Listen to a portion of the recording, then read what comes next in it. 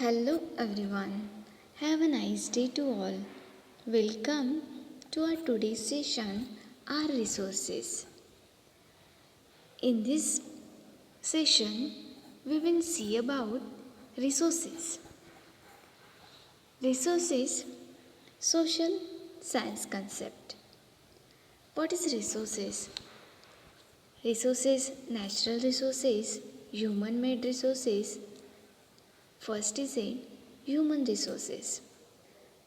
An object or a substance that can be used to satisfy a need is a resource. यानी कि ऐसी चीज़ें और वस्तुएं जो कि हमारी ज़रूरतों को पूरा करती हैं उसे रिसोर्सेज बोला जाता है. For example sunlight, water, coal, electricity, fruits and vegetables are all resources. जैसे कि सूर्य का प्रकाश, वो हमारी ज़रूरतों को पूरा करता है जिसके द्वारा हम खाना बना सकते हैं. वाटर, पानी जो कि हम पीते हैं, डेली लाइफ में हम इसका यूज़ करते हैं. These are the resources. Coal यानी जो कोयला हमारे दैनंदिन जीवन में जो हम यूज़ करते हैं. इलेक्ट्रिसिटी जिसके द्वारा हम अपने घर के फ़ैन और जो बल्ब वगैरह हैं उसको चलाते हैं, तो ये भी एक रिसोर्सेस ही है. फ्रूट्स एंड वेजिटेबल, फ्रूट्स जो फल और सब्ज़ियाँ हम खाते हैं वो भी हमारे ज़रूरतों को पूरा करती हैं, तो ये भी रिसोर्सेस कहलाते हैं. यानी रिसोर्सेस मीन्स जो चीज़ें हमारे दैनंदिन जीवन में हमारी ज़रूरतों को पूरा करती हैं उसे रिसोर्सेस कहते हैं. All this have utility. Utility means usability. जैसे कि अगर हम एग्ज़ाम्पल, अगर हमारे पास पुरानी कार हैं तो वो ख़राब हो सकती हैं. अगर पुरानी ख़राब कार है तो उसको हम न्यू कर सकते हैं, यूज़ कर सकते हैं कुछ दिनों के बाद. लेकिन अगर वो कार ख़राब है तो हम उसे यूज़ नहीं कर सकते. अगर उसे ठीक किया जाए तो हम यूज़ कर सकते हैं. All of these have utility. It is the utility of the object or the substance that gives each of them a value. और हर एक चीज़ की, हर एक सब्सटेंस की एक वैल्यू होती है. सम रिसोर्सेज है इकोनॉमिक वैल्यू, कुछ रिसोर्सेज की इकोनॉमिक वैल्यू होती हैं. सम हैव एस्थेटिक वैल्यू और and some resources can become economically valuable with time. जैसे कि हर एक जो रिसोर्सेज होते हैं उसकी एक विशिष्ट वैल्यू होती हैं और काल के अनुसार उसकी जो वैल्यू होती हैं वो बदलती रहती हैं. Let's see. Time and technology are two important factors that can change a substance into an important resource. जैसे कि काल और विज्ञान तंत्रज्ञान, ये जो फैक्टर्स होते हैं तो वो रिसोर्सेज को बदल देते हैं. जैसे कि प्राचीन काल में हम नहीं जानते थे कि सूर्य की जो रेज़ हैं तो उसके साथ हम खाना बना सकते हैं, है ना. तो जैसे जैसे न्यू टेक्नोलॉजीज, एडवांस टेक्नोलॉजी हमारे पास आती हैं तो उन रिसोर्सेज का जो यूज़ होता है वो भी बदलते रहता है. We human beings are also an important resource as it is our ideas, knowledge and initiatives that create many important resources. और जो हम ह्यूमन बींग्स हैं वो भी एक इम्पॉर्टेंट रिसोर्स ही हैं. जो जैसे कि हम अपने आइडियाज़ को, अपने नॉलेज को यूज़ करके जो अलग अलग रिसोर्सेस हैं उसको क्रिएट कर सकते हैं. जैसे कि सन का यूज़ करके, वाइन का यूज़ करके हम लोगों ने जो इलेक्ट्रिसिटी को जनरेट किया है उसका यूज़ बहुत सारी चीज़ों के लिए किया है, तो human being also is an important resource. Next is the effective reading strategy. This is a picture of human being, means human being also an important resource.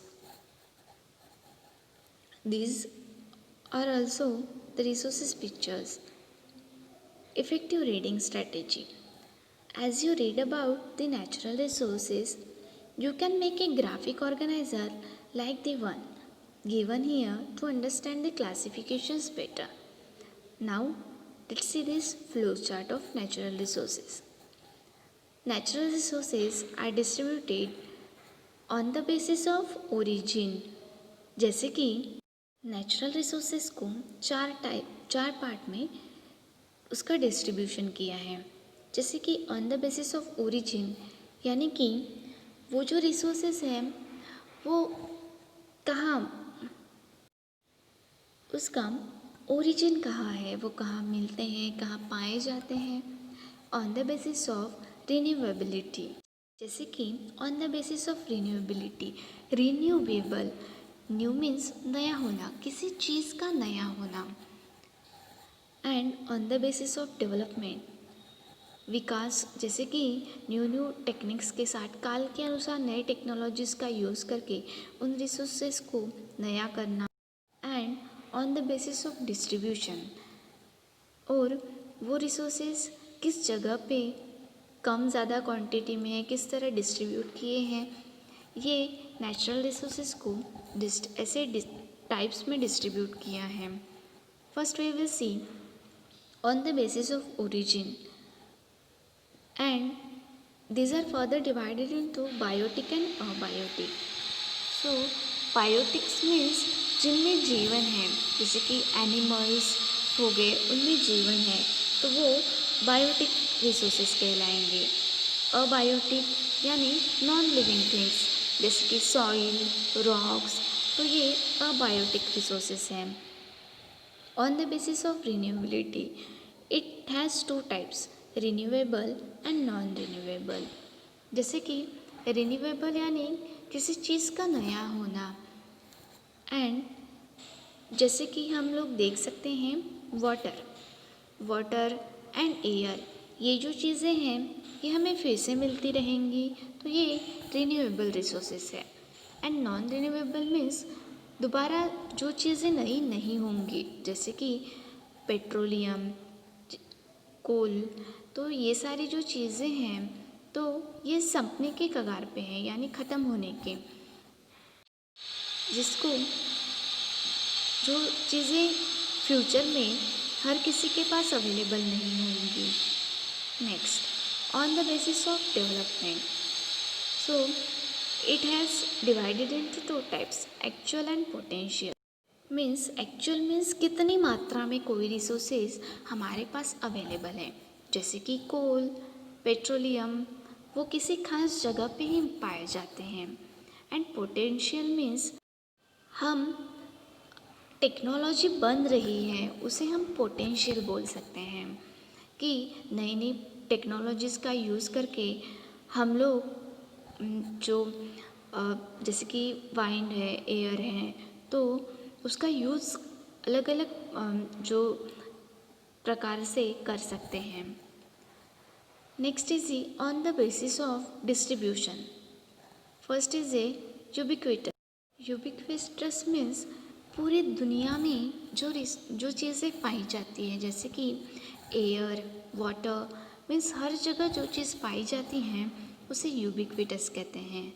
And localised means किसी भी एरिया में, जैसे कि वो किसी खास area में कोई चीज़ मिलती है. For example iron, orange, minerals, these are the ubiquitous resources. So these are the flowchart of natural resources and its distribution. Write down all the new words in your copy. So today we discussed about introduction of our resources. In that we studied about social science concept, and we discussed that human being is the important resources and the flowchart of natural resources.